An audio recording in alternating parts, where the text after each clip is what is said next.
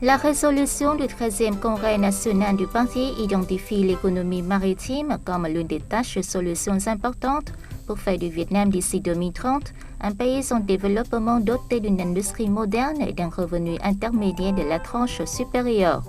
Cependant, les violations augmentent parallèlement aux activités de plus en plus animées des secteurs économiques maritimes.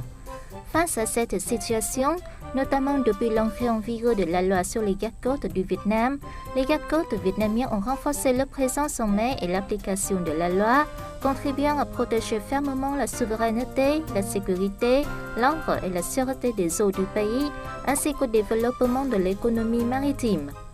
En plus, les gardes-côtes vietnamiens se coordonnent étroitement avec les autres forces compétentes de l'État pour bien saisir la situation et soumettre des propositions aux autorités pour contribuer au maintien de la souveraineté maritime nationale, faire des eaux vietnamiennes un espace de paix, de sécurité, de sûreté et de développement durable. Depuis l'entrée en vigueur de la loi sur les gardes-côtes du Vietnam, les gardes-côtes se sont mobilisés pour aider les pêcheurs à se conformer aux réglementations. Depuis 2017, aucun navire de société de pêche n'a violé les réglementations. Le soutien des gardes-côtes aide les pêcheurs à surmonter leurs difficultés et à poursuivre leurs activités professionnelles.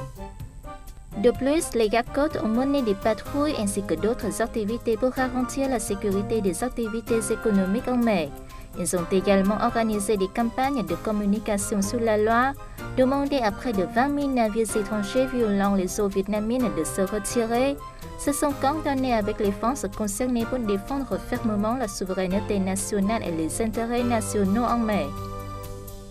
En 2020 et au premier semestre 2021, plus d'1 millier de bateaux en infraction ont été détectés et sanctionnés avec des amendes administratives s'élevant à des dizaines de milliards de dong.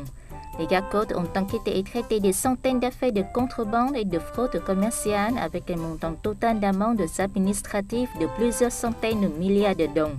Ils veillent également de près à empêcher les navires de pêche vietnamiens à violer les eaux étrangères, contribuant aux efforts pour faire retirer le carton jaune imposé par la Commission européenne à la pêche vietnamienne. Les gardes-côtes participent activement à l'élaboration de programmes, plans et projets de développement de l'économie maritime, en particulier de projets liés à la construction et au développement des réseaux portuaires, à l'énergie éolienne, au pétrole et au gaz, au tourisme, tout en assurant la défense, la sécurité nationale et le développement de l'économie maritime.